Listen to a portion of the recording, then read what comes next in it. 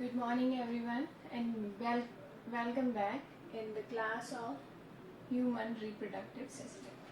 See, we had completed human reproductive system on the structural basis and on the functional basis. We had completed one portion of spermatogenesis in our last class. So today we will go to the next point of the spermatogenesis, and which is spermiogenesis और स्पर्मेटिलियोसिस. सी, देखो कल मैंने आपको बताया था कि ये जो स्पर्मेटोजेनेसिस है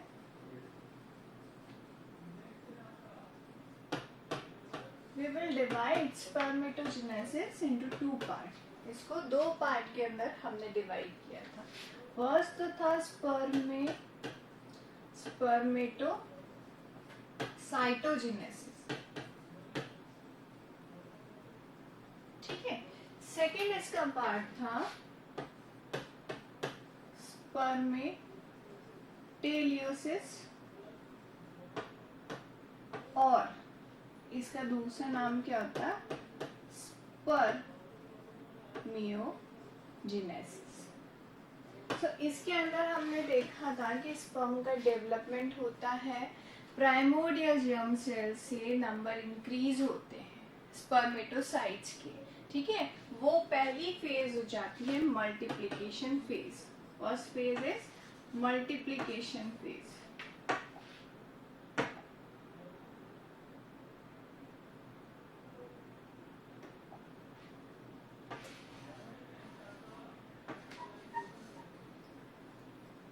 मल्टीप्लिकेशन फेज. सेकेंड फेज, फिर जब प्राइमरी स्पर्मेटोसाइट बन चुकी है तो उसको सेकेंडरी स्पर्मेटोसाइट में कन्वर्ट होना. जो ये प्राइमरी स्पर्मेटोसाइट का बनना है वो ग्रोथ फेज के अंदर आता है. प्राइमोर्डियल जर्म सेल्स के अंदर क्या है? नंबर इंक्रीज होना मल्टीप्लिकेशन फेज के अंदर, और उनमें से कोई भी एक सेल आगे स्पर्मेटोजेनेसिस को लीड करेगी तो वो वेल नरिश्ड होके थोड़ा सा साइज में बढ़ जाती है. उसे हम क्या कहते हैं? प्राइमरी स्पर्मेटोसाइट, और वो फेज कहलाती है growth phase. Now third phase जो इसकी आएगी वो है मैचुरेशन फेज. क्या वो मैच्योर होंगे और स्पर्मेटोजोआस के अंदर कन्वर्ट होंगे. तो इतना जो है तीन पोर्शन हमने कल कंप्लीट कर लिया. आज हम देखते हैं कि ये जो स्पर्मेटोजोआस होते हैं, सी क्या होता है ना कि ये जो सेमिनिफेरस ट्यूब्यूल होती है, ये सपोज कीजिए if this is the primordial germ cell. ये क्या है? प्राइमोर्डियल जर्म सेल्स है. तो यहाँ से ये छोटी छोटी मल्टीप्लिकेशन हो रहे हैं, मल्टीप्लिकेशन वाली फेज चल रही है. आफ्टर दैट आप देखेंगे कि साइज में ये थोड़ी बड़ी होगी. तो ये क्या है? Primary spermatocyte. Primary spermatocyte secondary spermatocytes और फाइनली स्पर्मेटिड्स में कन्वर्ट हो जाती है, और वो स्पर्मेटोजोआस के अंदर. तो एक सेल से जब 4 स्पर्मेटोजोआस जो बनते हैं वो क्या करते हैं? एक सेल के अंदर उनके हेड जो है एम्बेडेड रहते, दे आर एम्बेडेड, वो फ्री नहीं हो पाते उस वक्त. अब ये सेल क्या है? What is this cell? This cell is known as Sertoli cell. इसे क्या बोलते हैं? सर्टोली सेल के नाम से जाना जाता है, जो यहाँ पर स्पर्म को या स्पर्म मदर सेल को नरिशमेंट प्रोवाइड करती है ताकि स्पर्म जो है हेल्दी रहे, अबॉर्टिव नेचर के नहीं बने. तो Sertoli cell, because it will provide nourishment, that means it is also known as, or we can say it is a nurse cell. इसे क्या कहा जाता है? नर्स सेल के नाम से भी जाना जाता है. इसे क्यों? क्योंकि ये स्पर्म्स को नरिशमेंट प्रोवाइड करेगी, उन्हें जो है वहां पर केपेबल बनाने के लिए नरिशमेंट दिया जाता है. तो देखिए इस तरीके से अगर ये ग्रुप प्रेजेंट है स्पर्म बनाने वाली सेल का, स्पर्मेटोसाइट या spermatozoa, basically these are the sperm. तो इनको न्यूट्रीफाई करने के लिए सर्टोली सेल्स इस तरीके से प्रेजेंट होंगी। ठीक है, तो हम ऐसे बहुत सारे पैचेस बना देंगे सेमिनिफेरस ट्यूब्यूल्स के अंदर। क्या है ये ग्रुप? क्या है? स्पर्मेटोसाइट्स। किसका ग्रुप है ये? स्पर्मेटोसाइट।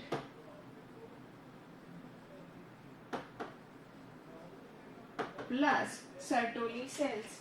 अब वो स्पर्मेटोसाइट में आई विल नॉट राइट कि दीज आर स्पर्मेटोजो, कुछ स्पर्मेटोसाइट भी रहेंगे और कुछ स्पर्मेटोजोआस भी रहेंगे, तो वो सब इसके अंदर इंक्लूडेड है।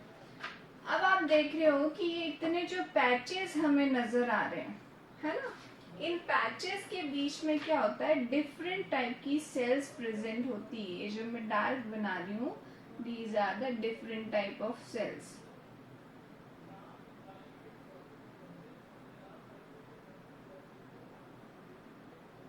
ये डिफरेंट टाइप की सेल्स है। कहाँ प्रेजेंट होती है? In between the patches of Sertoli cells and spermatocyte. इनके बीच में ये प्रेजेंट होती है और इन सेल का नाम होता है लेडिग सेल और इंटरस्टिशियल सेल।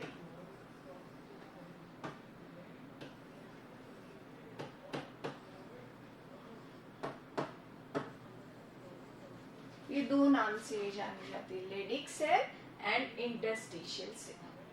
ठीक है, तो अब हमारा टॉपिक क्या है कि ये स्पर्मेटिलियोसिस और स्पर्मियोजेनेसिस क्या होता है कि ये जो एम्बिडेड स्पर्म है ना, इनको फ्री करवाना है।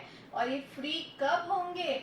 जब स्पर्मेटोजोआ कंप्लीट मैच्योर स्पर्म के अंदर कन्वर्ट हो जाएगा, तब ये फ्री हो जाएगा और उसको हम बोलेंगे स्पर्मेटिलियोसिस। टीलियोसिस, आपने अगर टीलियोफेज पता हो, जो कि एक सेल डिवीजन की स्टेज होती है, सबसे लास्ट में आती है।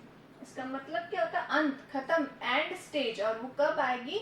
जब सारी प्रोसेस कंप्लीट है। इसलिए स्पर्मेटिलियोसिस के नाम से ये जाना जाता है। अब इसमें अंदर होता क्या है, ये मैंने आपको बता दिया, बताना जरूरी था। इनके फंक्शंस जो है सेल के, हम इसके बाद में देखते हैं। देखो, स्पर्मेटिलियोसिस के अंदर क्या होगा? Modification of sperm.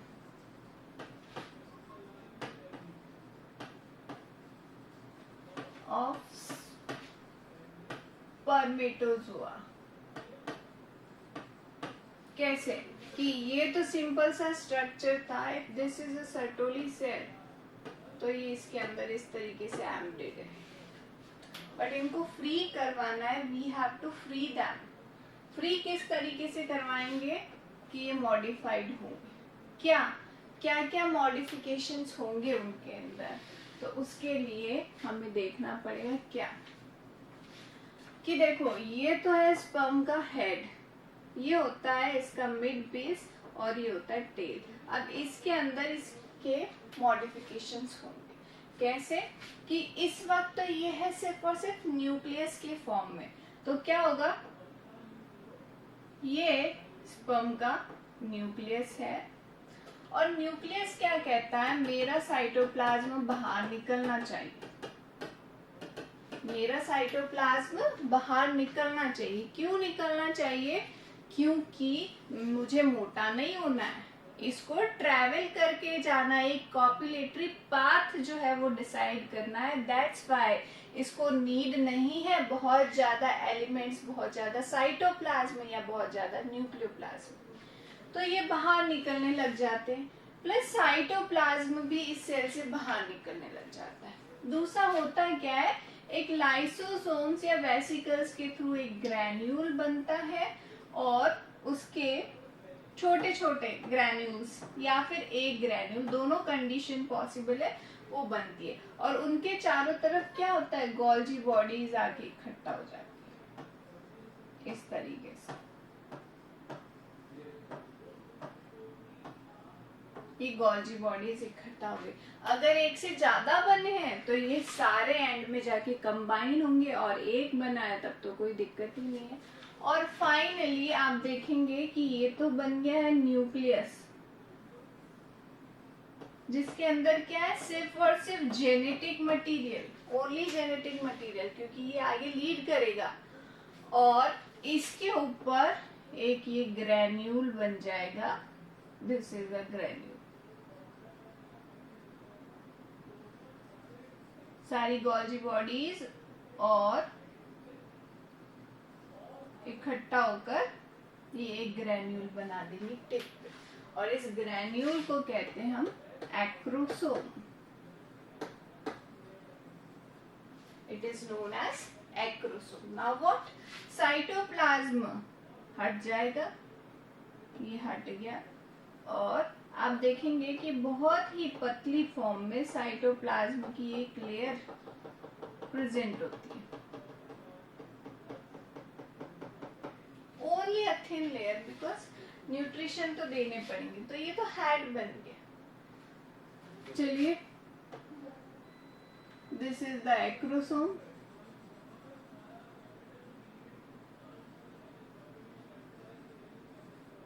and this is the elliptical nucleus। ये न्यूक्लियस है स्पर्म का, ये उसका हेड है, और हेड के अंदर मैंने आपको ये लेयर बताई, ठीक है, साइटोप्लाज्म। देन इसका आता है mid piece, this is the mid piece. अब क्या होता है यहाँ पे इस स्टेज में, इसको थोड़ा बड़ा बना लेते हैं वापस। ये जो इसका नेक वाला पोर्शन है, दिस पोर्शन, ये वाला पोर्शन, यहाँ पे क्या होता है, सेंट्रोसोम आके बैठ जाता है। भाई सेल है तो सारे सेल ऑर्गेनेल तो प्रेजेंट होंगे इसके अंदर। तो सेंट्रोसोम का अगर आप लोगों को स्ट्रक्चर याद हो तो कार्टव्हील शेप स्ट्रक्चर हम पढ़ाते हैं 11th के अंदर, और उसके अंदर दो सेंट्रियल्स प्रेजेंट होती है, 90 डिग्री पे प्रेजेंट होती है। तो ये रही दो सेंट्रियल्स, ये 90 डिग्री पे प्रेजेंट, ठीक है। There are two centrioles which are present on the 90 degree to each other. Now एक जो जस्ट हेड के पास प्रेजेंट है उसे हम क्या बोलेंगे,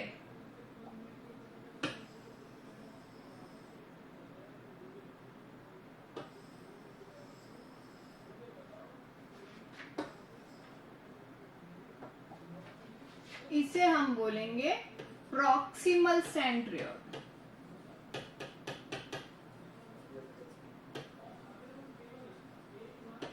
this is known as proximal centriole. और जो एकदम स्ट्रेट वर्टिकल फॉर्म में प्रेजेंट है, ये जो आपको दिखाई दे रहा है, इसे हम बोलेंगे distal centriole. This is known as distal centriole.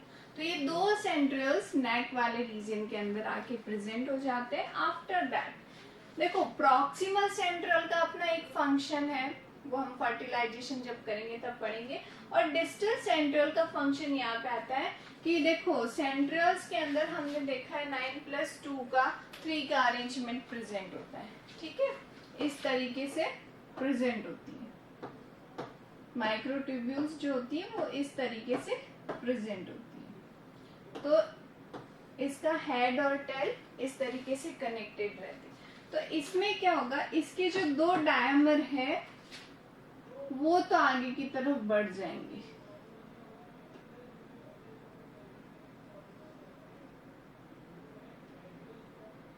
और उसमें से एक हल्का सा, ये दो आगे की तरफ बढ़ गए, और ये एक जो है पीछे ही रह जाता है, इसमें एक हल्का सा पीछे ही रह जाता है, और दो आगे की तरफ बढ़ गए। अब ये दो क्या है, आपको याद हो तो माइक्रोट्यूब्यूल्स क्या करती है, लोकोमोशन प्रोवाइड करवाती है। ये देखिए, ये इसकी टेल बन गई है। अब ये बीच में जो एक्सोनीमल फिलामेंट जो बन गया है, इसके चारों तरफ क्या होते हैं, माइटोकॉन्ड्रिया अरेंज हो जाते हैं।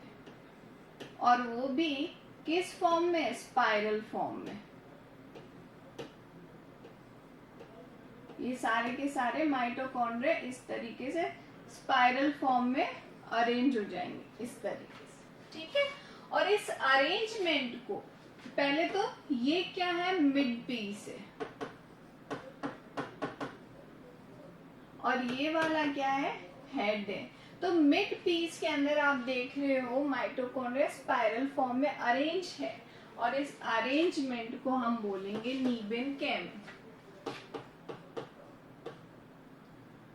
नीबेनकेम arrange spiral arrangement of mitochondria known as नीबेनकेम।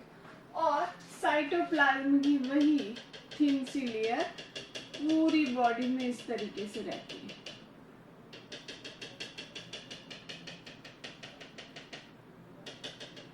ठीक है।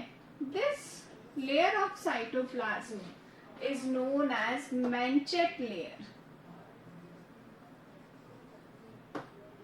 मैंचेट layer. Then this is the tail portion. अब इनका देखिए, ये यहाँ से यहाँ तक का डेवलपमेंट क्या कहलाता है, स्पर्मेटिलियोसिस, स्पर्मियोजेनेसिस, इसको ये बोला जाता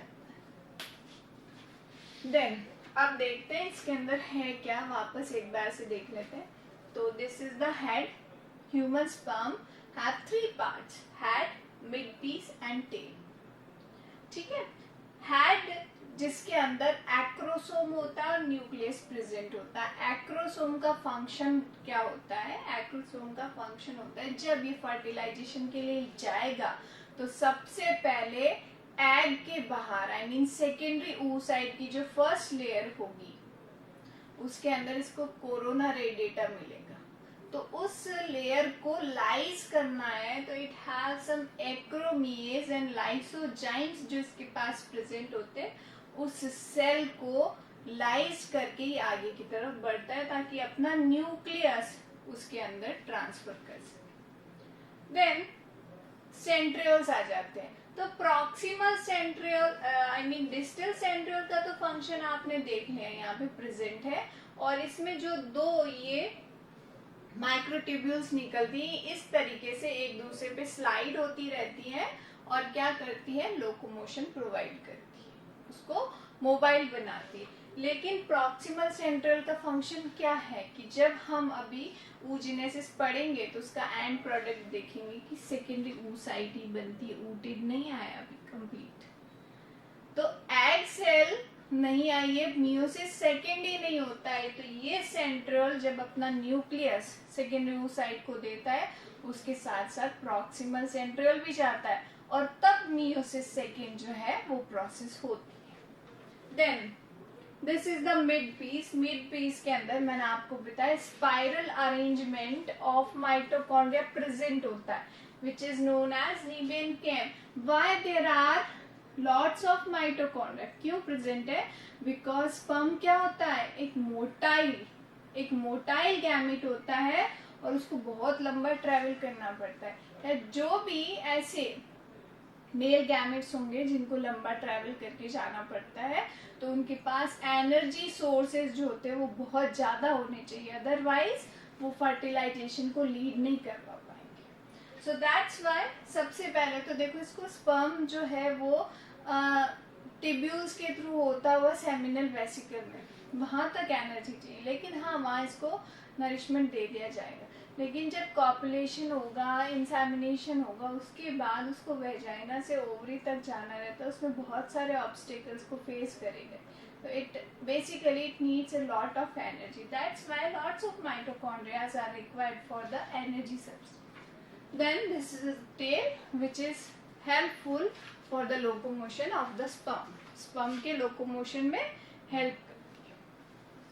सो I hope structure of spermatogenesis is clear now, ठीक है। अब मेरा कल आपसे एक क्वेश्चन था कि how many sperms are produced। मैंने आपको बताया था 3 to 5 ml जो है सीमेन रिलीज किया जाता है, 3 to 5 ml सीमेन को रिलीज किया जाता है उस वक्त, या एक स्पर्मेटोजेनेसिस का जो साइकिल होता है it is near about 74 days, 74 दिन का ये साइकिल होता है। और इसके अंदर कितने स्पर्म बनते हैं, तो देखो 200 से 400 मिलियन स्पर्म का प्रोडक्शन होता है, 200 to 400 मिलियन स्पर्म, इतने सारे स्पर्म सिर्फ इतने से अमाउंट के अंदर present. Clear? So this is the spermateliosis और स्पर्मेटोजेनेसिस। देन अब हम इसमें देखते हैं हार्मोनल कंट्रोल।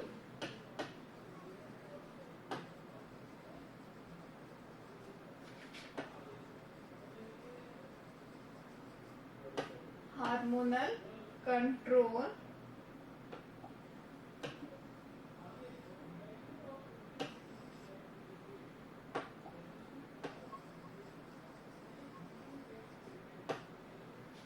on spermatogenesis।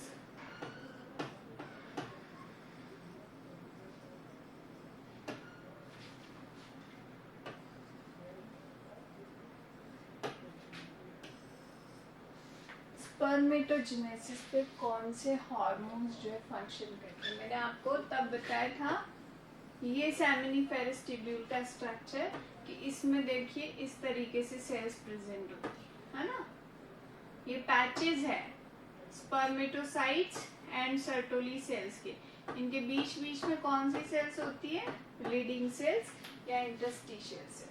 तो देखो सबसे पहले तो हमारे पास है स्पर्मेटोसाइट्स,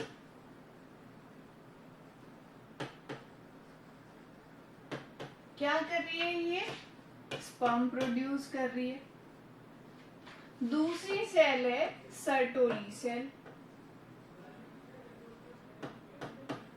क्या कर रही है, ये नरिशमेंट। और तीसरी सेल है इंटरस्टिशियल सेल और लेडिक सेल या फिर इंटरस्टिशियल सेल। ये क्या कर रही है, इंटरस्टिशियल सेल क्या कर रही है, तो ये एंड्रोजन्स को रिलीज करती है, और वो एंड्रोजन जो होता है टेस्टोस्टेरोन होता है। What is the function of testosterone? To develop secondary sexual character.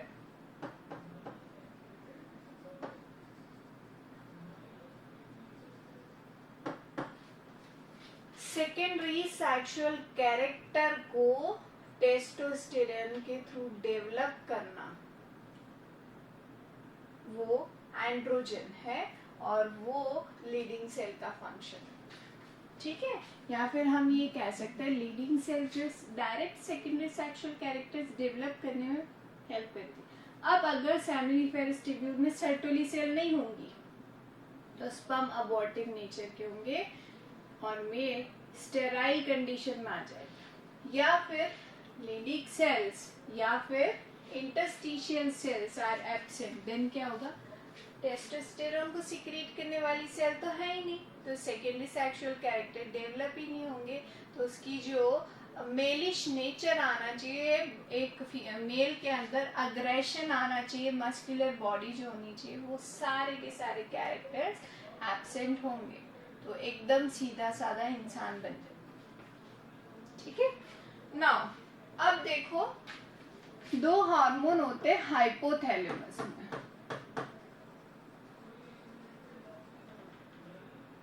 बहुत सारे होते हैं लेकिन हमें रिलीज करवाने गोनेडोट्रोफिन्स, फॉलिकल स्टिमुलेटिंग हार्मोन, इसको रिलीज करने के लिए इसका release hormone plus luteinizing hormone, और उसको रिलीज करने के लिए उसका रिलीजिंग हार्मोन। ये दोनों हार्मोन कौन रिलीज करता है, हाइपोथैलेमस। ये कहाँ पर जाते हैं, ये पिट्यूटरी ग्लैंड पर जाते हैं,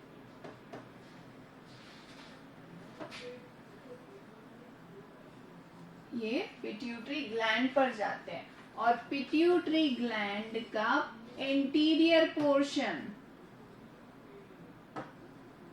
जिसे हम कहते हैं एडिनोहाइपोफाइसिस, वहां चले जाएंगे और उसको बोलेंगे आप हार्मोन रिलीज कीजिए। कौन से हार्मोन? FSH और LH, ये रिलीज करेगा फिर FSH एंड LH। अगेन देखते हैं कि ये this is the hypothalamus. Hypothalamus ने क्या रिलीज किए? Follicle stimulating release hormone and luteinising release hormone. ठीक है, ये दो हार्मोन हाइपोथैलेमस के थ्रू रिलीज हुए। कहाँ गए ये? पिट्यूटरी ग्लैंड पर।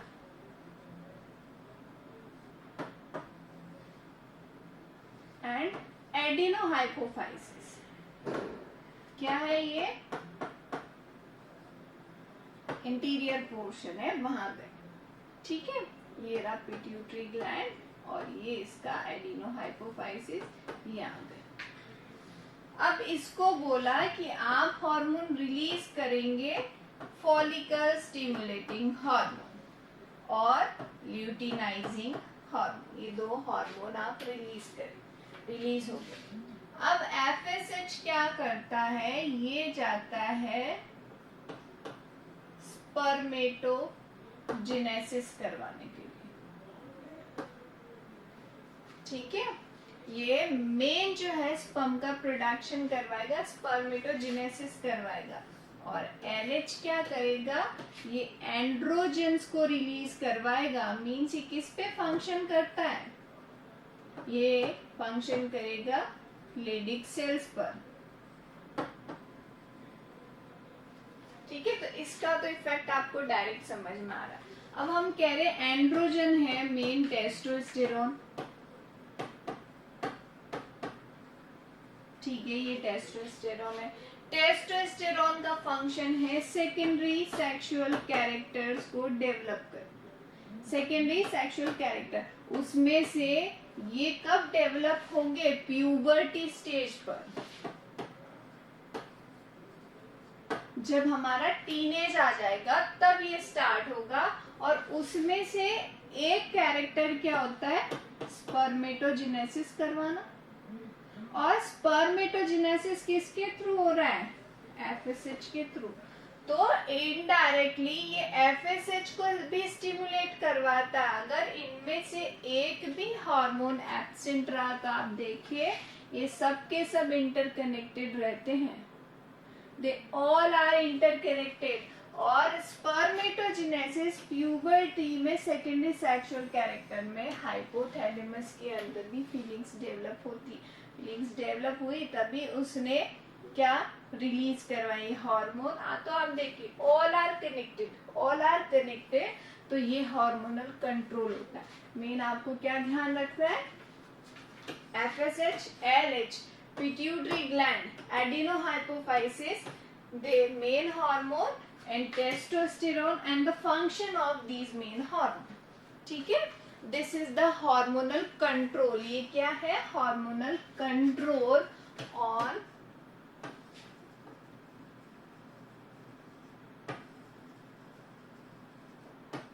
of spermatogenesis।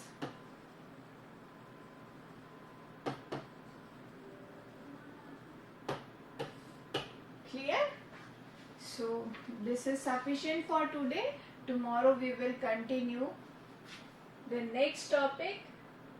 And one more thing, we are considering basically NCERT syllabus. So क्योंकि अभी RBSE या CBSE का कंबाइन सिलेबस हो चुका है, तो हम NCERT में जो कुछ है वही लेके आते हैं, वही समझाते हैं आप लोगों को। तो मिलते हैं फिर कल की क्लास में। Thank you.